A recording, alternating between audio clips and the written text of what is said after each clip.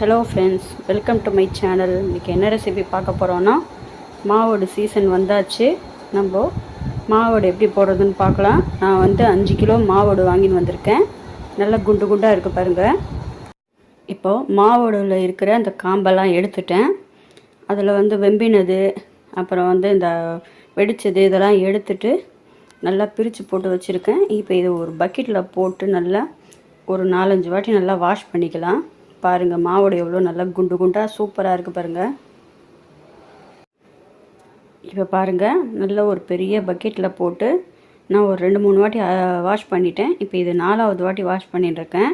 நல்லா தண்ணியை கூட்டி வாஷ் பண்ணிக்கணும். ஏன்னா அந்த பிசுபிசுப்பு இருக்கும், மாவோடில் அந்த பால் இருக்கும், அதெல்லாம் சுத்தமாக நல்லா கழுவி எடுத்துட்டோன்னா தான் நல்லாயிருக்கும் மாவோடு வாஷ் ஆகிறதுக்கு. இப்போ இதை நல்லா சுத்தம் செஞ்சு